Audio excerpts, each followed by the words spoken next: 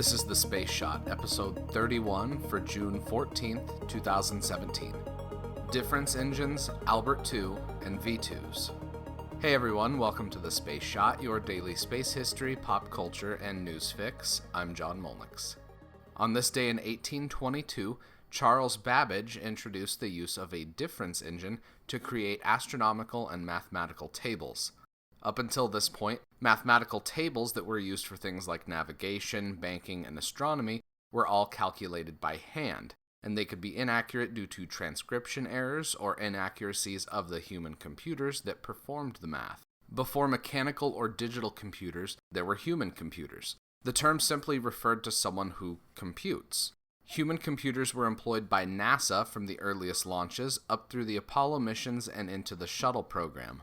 The movie Hidden Figures focuses on the works performed by these critical human computers, programmers, and engineers. In a future episode, I'll be talking about some of the figures featured in that movie. Babbage's difference engine that he proposed ended up not working in his lifetime due to the monetary and manufacturing constraints of the early 19th century. In 2002, the full-size difference engine that he had designed was finally completed.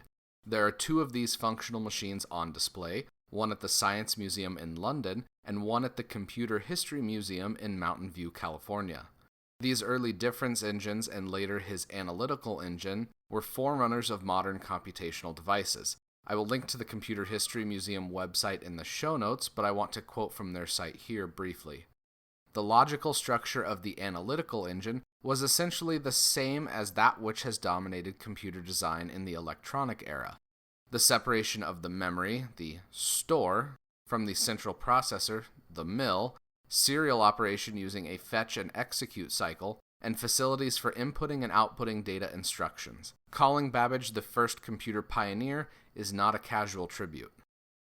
Also on this day in 1949, Albert II became the first monkey in space.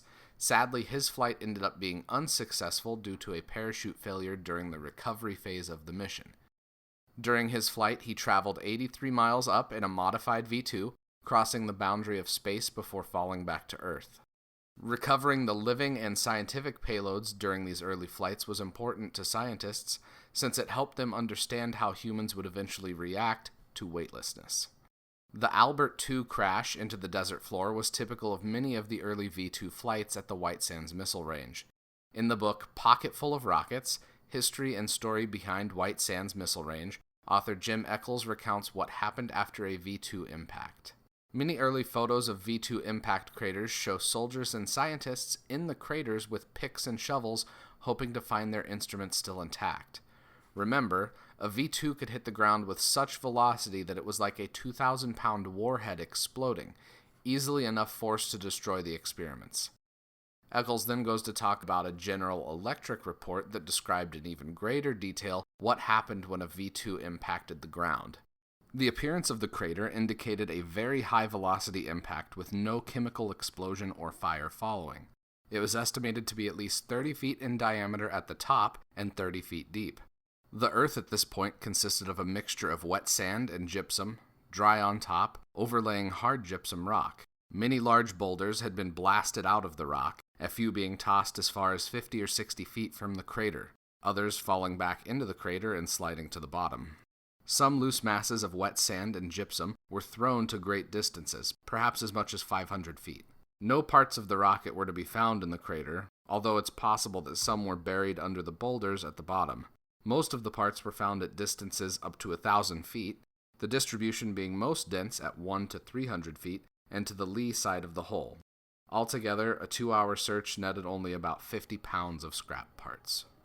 The history of the early V-2 tests at White Sand Missile Range could be a show in and of itself, and in the future I will talk more about these early V-2 tests at the White Sands Missile Range. Tomorrow, we've got SpaceX and Time's Arrow, Part 1. I'm grateful that everyone's taken the time to listen and review the show. It would mean a lot if you could keep leaving those reviews on iTunes. I really appreciate everyone that's done that so far. If you know someone that loves space, history, or pop culture, please share the Space Shot with them on Facebook, Insta, Twitter, anywhere you connect with your friends and family. I'm John Molnix, and I'll catch you on the flip side.